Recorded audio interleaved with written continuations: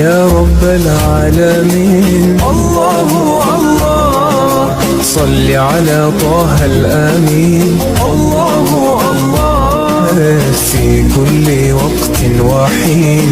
الله الله املأ قلبي باليقين. الله الله ثبتني على هذا الدين.